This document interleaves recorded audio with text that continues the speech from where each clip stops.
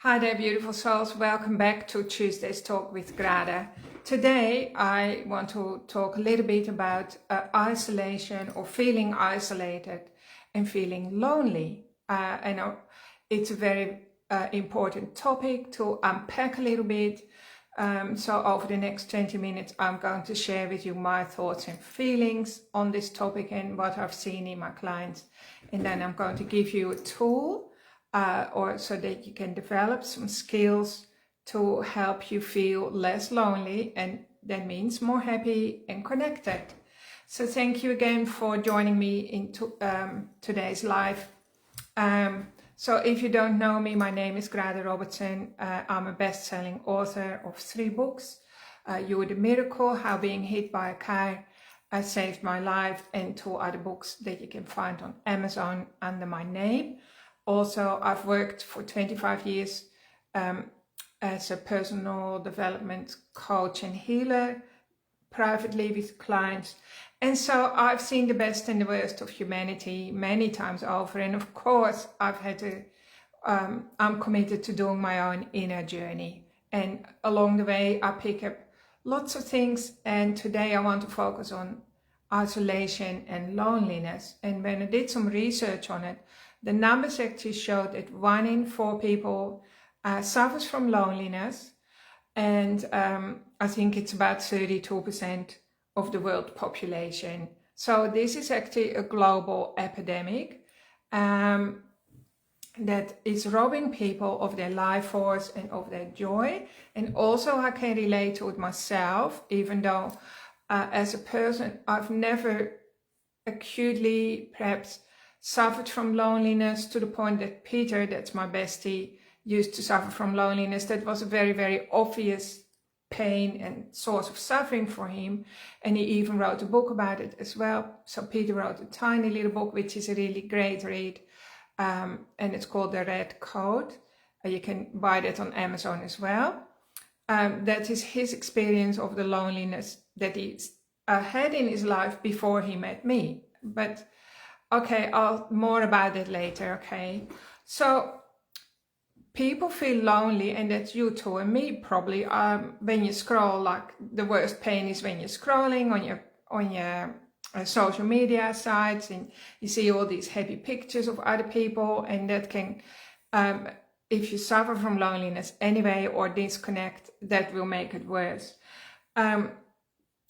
And the worst feeling is feeling lonely when you're actually in a room with people, even in a room of people that could all be caring for you, they love you, and you are still feeling lonely. Like you could be feeling like, I don't belong on planet Earth. Everyone else belongs here, but I don't. Nobody gets me. Nobody understands me. I don't even belong in my body. Like some people have that experience. And so loneliness is literally pretty much behind, I would say, all the war, all the suicide, all the crime in the world. And it's fueled by that sense of separation and isolation, and that nobody understands me, this utter sense of disconnect that permeates the cells of your body, right? And so I just want to unpack that a little bit because there is a remedy for it. Of course, there is a remedy for it. And first we need to understand how you ended up feeling like this, right? Because when we come into the world as a little baby, yes, you do have your DNA memories, and probably you have some soul history from past lifetimes or previous lifetimes that already have an effect on us. But when you look at little babies, they are absolutely brimming over with a love for life, and they want to be in their body, and they are truly loved. And babies actually know they are the center of the universe. They have no qualms of claiming their space. And like I always say, they're fresh from God or fresh from source, and they are 100% lovable, right? So you have that at the start of your life. And then when you die, you experience the same feeling. So many people who've had a near-death experience and they've made it back, and I've been one of those people, they all say that they felt truly loved. They never felt so much peace, and they felt total acceptance and total oneness with themselves, and they felt that utter sense of interconnectedness and that they are totally loved and accepted, and then they come back in their body and it's left a mark on them, and they realize that they are connected, and they don't have to harm themselves or lock themselves away, or that the sense of loneliness is an illusion. However, at the time it's very, very real, so I don't want to make light of that. So just pointing out that in our short little journey here on planet Earth as a human being, as you, we have the two bookends, and each bookend consists of like 100% pure unconditional love, and you're a being of light as well. And then stuff happens in the middle, that's where we get lost, where we lose ourselves, right? So loneliness is experienced partly because everyone, as a human being, apparently, we can only see and experience 1/1000th of reality. So everyone can grow up in the same household. So for instance, there are 5 kids in my family, I'm one of 5. And each sibling has their own set of memories of, certain situations that happened in our lives. And so I know that siblings often fight and they will say, oh, well, that's not true, because when I was there and I saw this and I saw that. Well, that's true for them, and your true version is true for you, because each one can only experience 1/1000th of reality. All the rest is filtered out, it's diluted, and it's altered by our nervous system, you could say. So that creates a sense of disconnect as well. But the biggest cause of loneliness is our earliest childhood experiences, or maybe even from conception to age 6 or 7 or 8. And this is what I specialize in as a healer and a coach. I'll go back to those times to find what was going on, so that we can heal you at the deepest level. So let's say something happened when you're 1 year old, and it was a deep trauma or shock, unexpected. Your nervous system reached the peak of, like, it couldn't go across the top line, it hit the ceiling, and then the body shuts down. It encapsulates the trauma or shock into a little pocket, you could say, and it splits part of itself, and that little part of you then owns that trauma, that takes a little pocket of black energy with it, and it turns its back on you, and that creates a split. And over the years or months, depending on how traumatic your childhood was, we develop many splits. And each split, by the way, has its own tendencies and personalities. And of course, if it's like too traumatic, like if the situation is so seriously bad, people end up with schizophrenia, or like multiple personalities running around in the same body. For most of it doesn't reach to that point, but every one of us has like splits. We call them splits, or you can call them inner children, or you can call it shadow, doing your shadow work, or doing your inner child work. And what happens is the loneliness is experienced on the deepest, most inner level. And so the healing that needs to also happen at a very deep internalized place. So on top of having all these splits, and then what happens next, this is so interesting for me as a healer. I don't know if many people know about this, but I see it clearly in my clients. Let's say you can have a split. I'll just use an example. Maybe you were 1 and you spilled your milk or something, and now mommy got cross with you, mommy disapproved of you, or your primary care, could be your dad disapproved of you so severely that you rejected that part of you, and because it was to do with drinking milk, this split might sit in your stomach, and then you forget that it's there. But a bit of you broke off, and now your life force is just a little bit less, and besides, this split creates unease in your stomach, right? Because it was to do with when you were drinking your milk. Or it could be you hurt your knee, and you dropped something, or you broke something that was precious, and everyone ignored your knee that was really, really sore. So now you could have a split person, like a split part of you, a tiny little split that nestles itself in the knee joint. And as an adult, like you reach a certain age, maybe 30 or 40 or 25, you know, like usually the body can cope with stuff for a long time. And now suddenly your knee starts aching. So you go to the doctor and you have x-rays done and nothing is wrong, but your knee keeps on aching, because the thing is, all these issues are buried in our tissues and they need to be addressed. And on an emotional level, the more splits we have, the more lonely we're going to feel. And I felt desperately lonely in my life. Like, I wrote about it in my book, so I won't really share too much about it. But I know what it feels like to be desperately, desperately lonely and isolated, and just experience such darkness, because I was literally split in many parts. And what happens is then I didn't really know who I was anymore. So the key, the principal you, the self, the core self, I didn't know how to find that anymore at different parts. So the good thing is, most of us do have a core self that we can still connect to.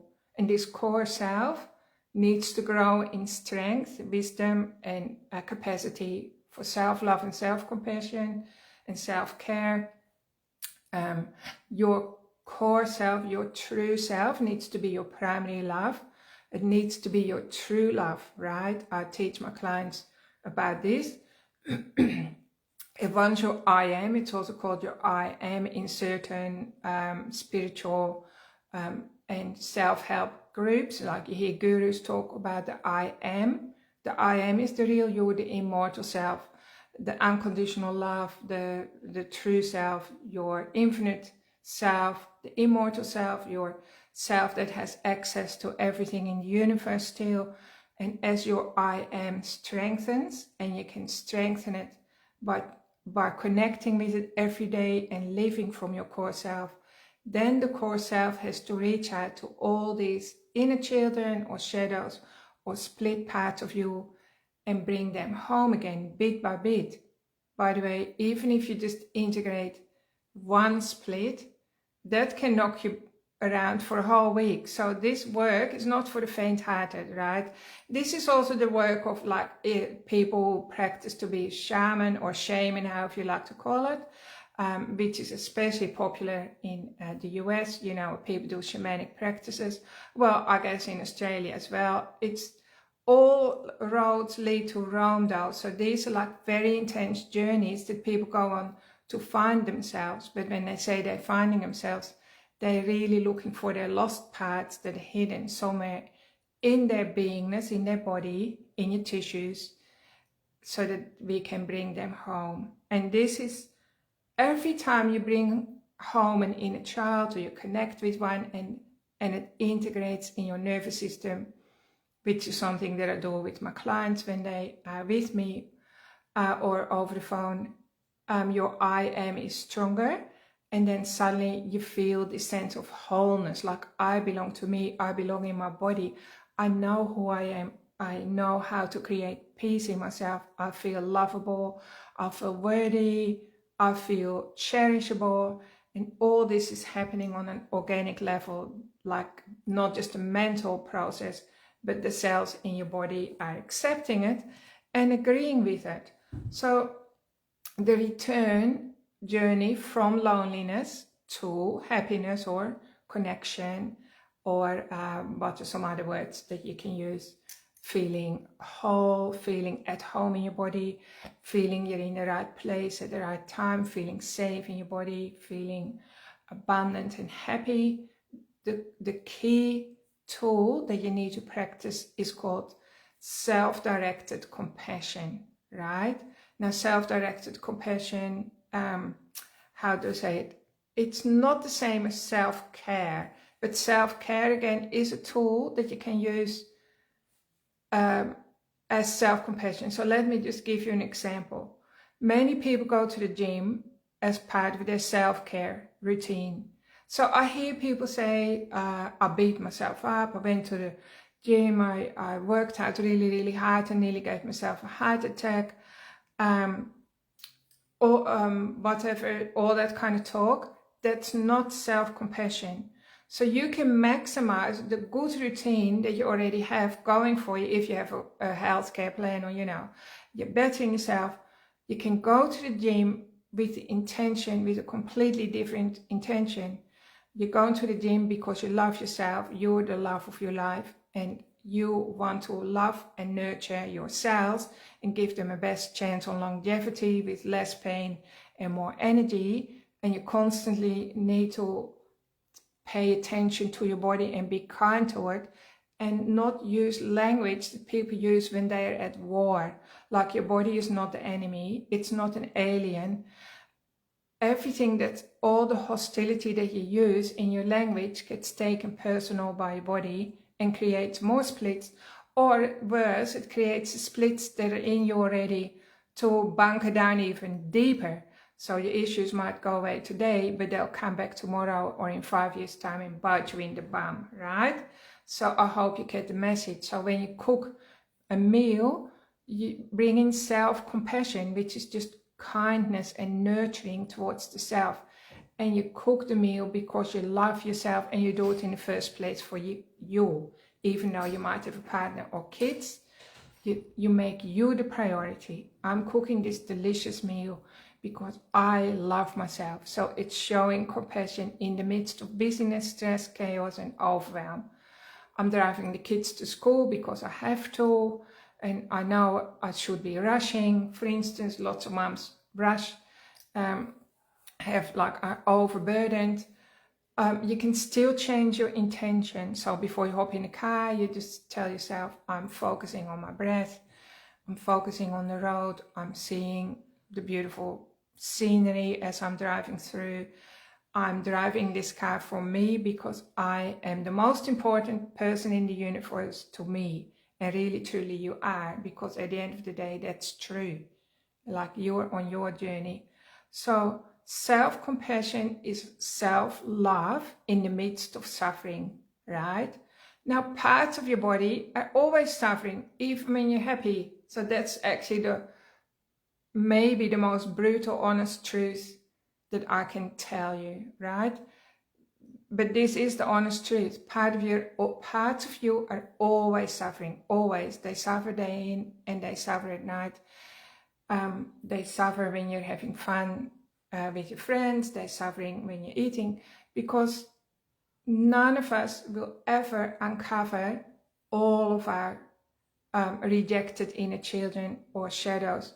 In this lifetime, there simply isn't enough time, energy, or opportunity to find all the lost parts of us that we actually need to recover and bring home.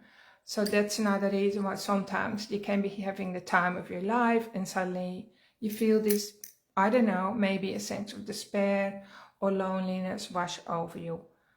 So most of the splits that were created at the root of the bottom emotion is a sense of shame, because shame is the most cruel feeling that we can feel in our body. We don't like feeling it, so we stuff it away. Shame is as close to death, frequency-wise, like if you measure the frequency of shame, it's as close to death as any of the emotions that you will ever have. So how do I say it? To recover from loneliness and isolation, in the first place, it's up to you, right? So people have addictions, and I'm still guilty of this myself, by the way, because I'm addicted to my work.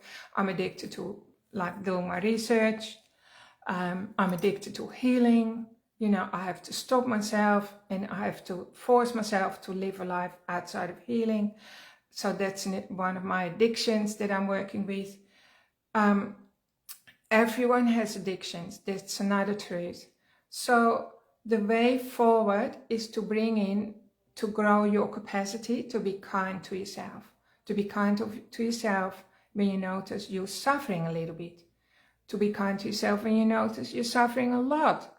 And also to acknowledge to yourself what you're going through. So because there's a sentence, what you resist persists, right? So if a split comes up, or a shadow, or a feeling of shame or regret, or a powerful negative feeling or thought, we have to treat ourselves with compassion. So the easiest tool that I give everyone is that I simply say to myself, I love myself for feeling shitty. I love myself for feeling, you name it, just any negative emotion.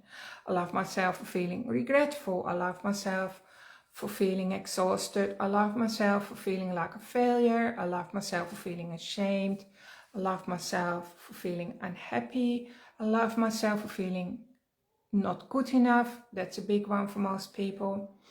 I love myself for not loving myself, because I'm also conscious that I don't love myself properly yet most of the time. And just on and on. You just use the words I love myself for, and then you put that negative emotional thought behind it, right? So that and you put one hand on your heart, so your body feels loved and nurtured. And so that's really, really powerful. I've been doing that for years, probably 10 years or longer, and that's giving me the most credit in the bank, like in the bank of cope. I don't get triggered as easy, because the body knows, well, okay, I mess up sometimes, my body knows that, but ultimately I mean well, right? I have the best intentions at heart for me, whereas that wasn't always the case in my life. So just showing ourselves love, kindness, compassion during all our normal tasks means we are standing by ourselves during suffering, right? And there are moments in a day that we suffer. And it's very difficult for us to do, because right from the time we were little babies, our attention was externalized. So we were trained to hyper focus on everyone else around us. And this is true for all of us, even people who are on the outside quite clueless. They were still taught to focus on other people or on outside circumstances, and their attention was forcibly taken away from the inside. That's the case with all of us. So especially for women, most women find it very easy to show kindness, compassion, empathy, care, and all the rest to people outside of them. But as soon as it comes to practicing self-compassion, the walls come up, and we ignore the cries of our own inner being, because the walls have come up and the walls are so high. Sometimes we deafen our ears as well, and we turn a blind eye. And then this is how illness and trauma accumulates inside our bodies. So the way back is to do the exact opposite. So taking time for yourself, it doesn't matter how busy your day is, commit to taking at least 20 minutes a day, sitting by yourself and just tuning in to what's going on the inside of me. And do you know, by the way, that most humans in today's world find it unbearable to sit with themselves and their own thoughts. So most humans, science has proven this, would rather get an electric shock or be poked with an electric prodder than sitting by themselves with their own thoughts for like even just a few minutes. They prefer to get hurt by somebody else, because they feel again that sense of loneliness or disconnect. So the true source of loneliness, pain and suffering of isolation, and the pain of abandonment and the pain of loneliness, the true cause of it is disconnect on the inside. So we've disconnected like part of us. So like if this is you, like at one point you were whole, like one being. I'll just get my little worry dolls out. See, this is just one being. And then in your childhood, you were caused to split your consciousness, right? And so this part is now, it's back to you. You probably don't even know it's there. And so this split can go and sit in any part of your body and create disease in your organs and so on. That happens on a physical level. And the road to true healing is to bring all the splits back together again, so that you have lots more energy, you feel calm, peaceful, you don't get triggered, your immune system does well, all your organs talk to each other, they work in harmony like a beautiful orchestra, and your life gets better and better. And this happens often. The best time to do that, of course, is today, right? Don't wait till tomorrow. The older you are and the more you get, the wiser you are, the easier it becomes to practice self-compassion and self-love and connect with all the lost parts of you. Journaling is great, meditation is great, definitely. When you work with an experienced healer, that can shave decades of your journey, you know, decades of hardship, because you can just get one breakthrough after another, and then with the healing energy, it doesn't hurt. So it's safe for all those parts of you to meet each other again in the I am, the true self, the core self. So in the past, I've shared meditations with you, how to connect to your core self. I don't have time to do a meditation with you today, or just find one on the internet somewhere, how you can connect with your inner being and your core self. That's also really, really important. I just wanted to share with you that if you feel lonely and disconnected or abandoned or isolated,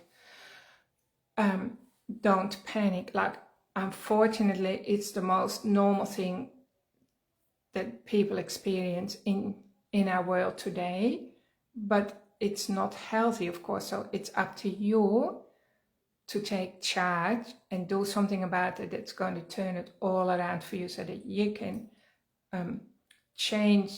turn it around, so that you are heading towards happiness and greater health, greater connection, deep and meaningful, better love and more abundance and all of that. So stay tuned for more.